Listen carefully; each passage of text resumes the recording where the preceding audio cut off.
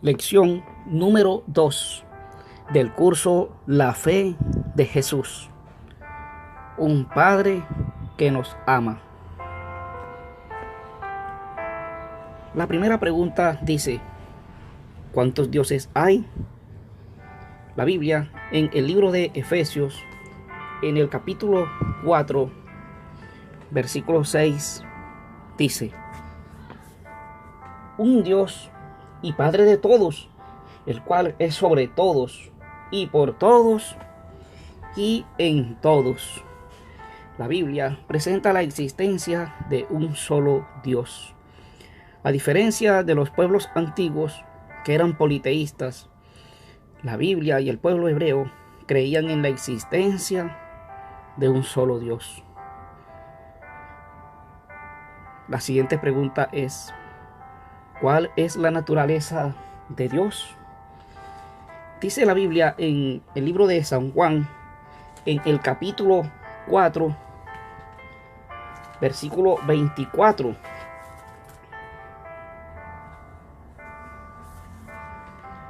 Dios es espíritu, y los que le adoran en espíritu y en verdad es necesario que adoren. La primera parte del texto dice: Dios es espíritu. Dios no es de carne y hueso, no es de yeso, no es de madera, no es de piedra, es un espíritu. Por esa razón no podemos verle, pero podemos sentirle, así como sentimos el frío, el calor. Ahora, la siguiente pregunta es: ¿cuáles son las personas de la Trinidad? Dice la Biblia en la segunda carta a los Corintios, en el capítulo 13, versículo 14: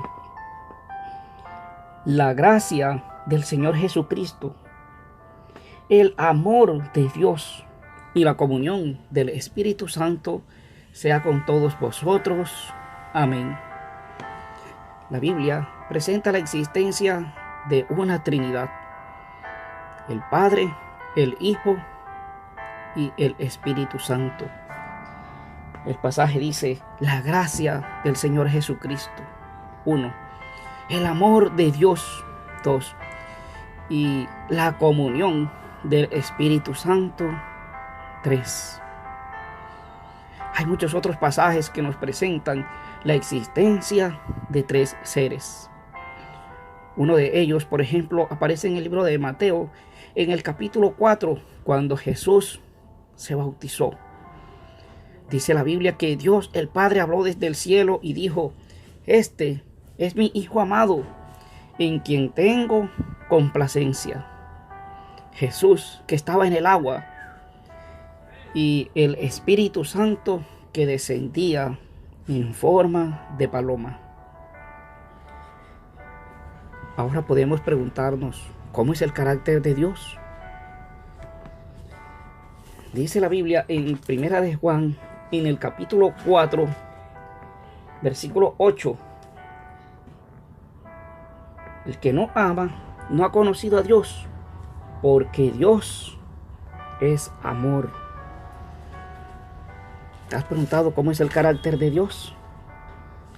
La Biblia dice que Dios es amor, un amor inmenso, un amor incomprensible, un amor tan grande por ti y por mí,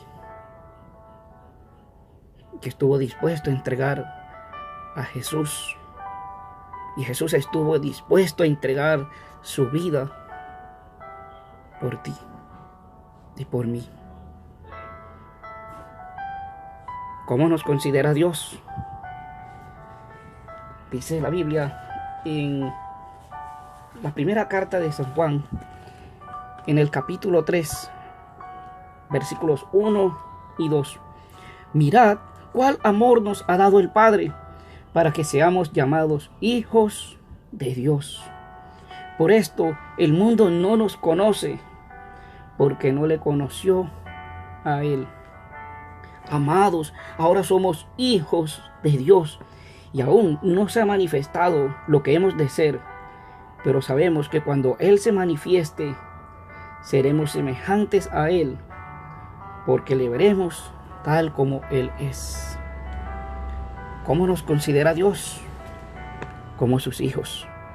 Mirad cuál amor nos ha dado el Padre para que seamos llamados hijos de Dios. Amados, ahora somos hijos de Dios. Tú eres un hijo, tú eres una hija. Yo soy un hijo de Dios. ¿Se preocupa un padre por sus hijos? Claro que se preocupa un padre por sus hijos.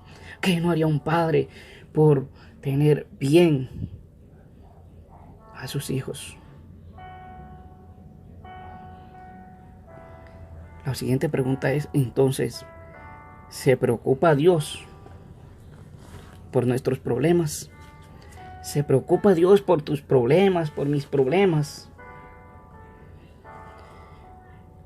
La Biblia, en el primer libro universal de Pedro, en el capítulo 5, versículo 7, dice, echando toda vuestra ansiedad sobre Él, porque Él tiene cuidado de vosotros.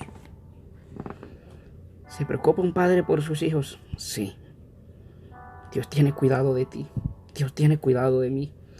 Se preocupa por tus problemas, por mis problemas. Se preocupa por tu salud, por mi salud. Cuando estamos tristes, cuando sufrimos, cuando lloramos, Dios no es indiferente. Ha estado siempre allí, a tu lado, a mi lado. Nunca nos ha abandonado. Pero claro, nos toca a veces pagar las consecuencias de este mundo de pecado y aún nuestras propias consecuencias de nuestros actos. Pero siempre se ha preocupado Dios por ti. Nunca te ha abandonado. ¿Qué debemos hacer? Primero, dice la Biblia en el libro de Éxodo, en el capítulo 20, versículo 7. No tomarás el nombre del Señor tu Dios en vano, porque no dará por inocente el Señor al que tomare su nombre en vano. Debemos respetar el nombre de Dios. No debemos tomar el nombre de Dios para chistes. No debemos tomar el nombre de Dios para juegos, para burlas, para cantarlo en las canciones seculares. No debemos tomar el nombre de Dios para jurar. Y aunque otros quizás lo hagan, no quiere decir que tú o yo debemos hacerlo. Nosotros debemos respetar el nombre de Dios. ¿Qué más debemos hacer? Dice la Biblia en el libro de Hechos, en el capítulo 5, versículo 29. Respondiendo, Pedro y los apóstoles dijeron, es necesario obedecer a Dios antes que a los hombres. ¿Qué debemos hacer? Obedecer a Dios aún antes que a los hombres. Cuando alguien nos quiera decir hacer algo contrario a lo que dice la Biblia, es necesario entonces primero obedecer a Dios. ¿Qué más debemos hacer? Dice el libro de Mateo en el capítulo 6, versículo 33. Mas buscad primeramente el reino de Dios y su justicia, y todas estas cosas os serán añadidas. Buscar primero. Buscar primero el reino de Dios. Poner a Dios en primer lugar. Es importante el trabajo. Son importantes los estudios. Todo es importante. Siempre y cuando sea algo digno y sano. Algo por tu bienestar. Pero encima de todo debe estar Dios. El primer lugar en tu vida y en mi vida debe ocuparlo Dios. ¿Y qué más debemos hacer? Dice el libro de Mateo en el capítulo 22, versículo 37. Jesús le dijo: amarás al Señor tu Dios con todo tu corazón, y con toda tu alma, y con toda tu mente. Jesús te invita y me invita a mí a amar a Dios de todo corazón. Yo no sé si tú le amas. Yo no sé si tú algún día entregaste tu vida al Señor y te apartaste, o si aún no has tomado la decisión, pero allá en el fondo de tu corazón amas a Dios.